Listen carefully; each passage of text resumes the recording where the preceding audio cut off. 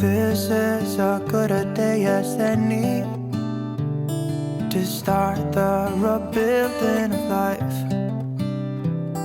The roads that lay open are many when the old one's gone under the knife. And I can feel the sun on my skin, beginning to thaw from within.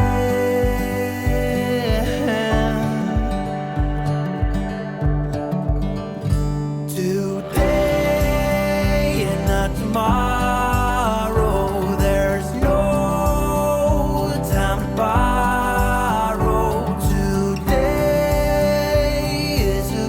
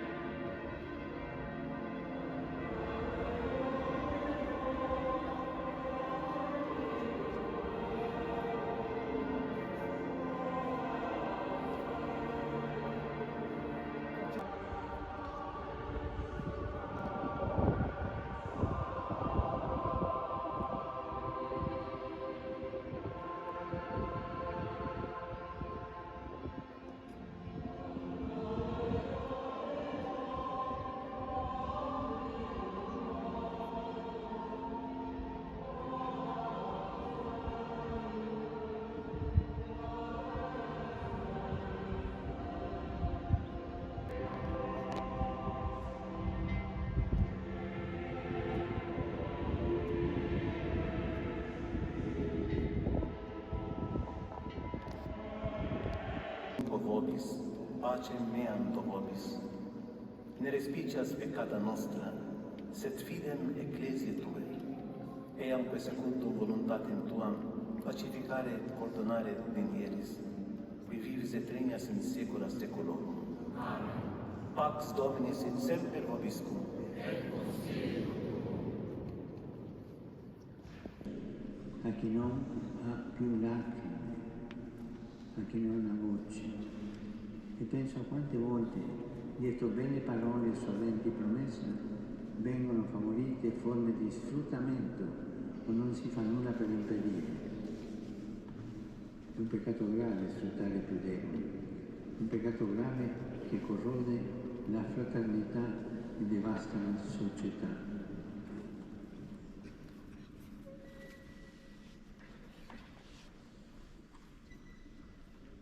Noi, discepoli di Gesù, vogliamo portare nel mondo un altro lievito, quello del Vangelo, Dio al primo posto e insieme a Lui coloro che Lui predilige.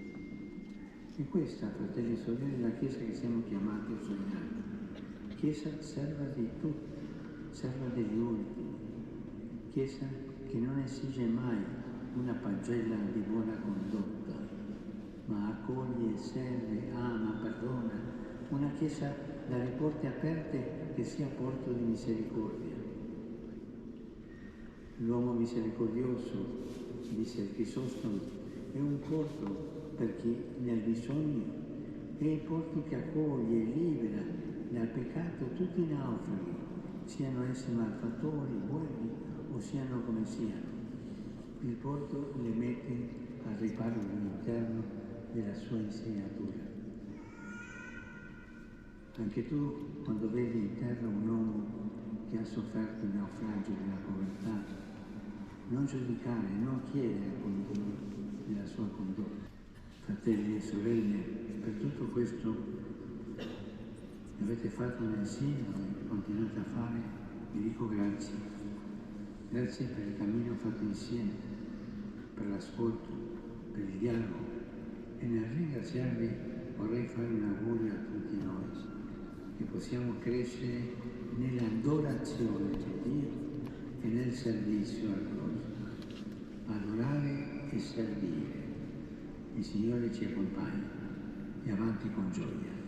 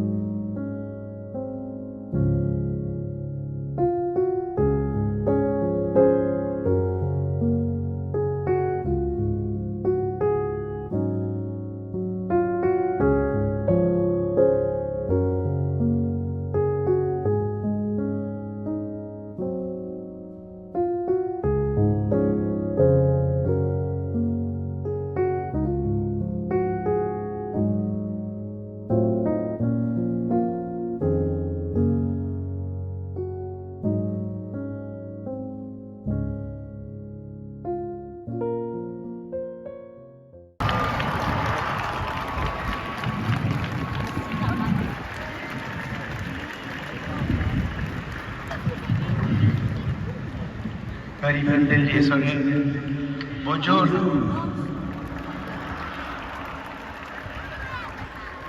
Il Vangelo di oggi ci parla del più grande dei comandamenti. Un dottore della Chiesa interroga Gesù in proposito e lui risponde con il grande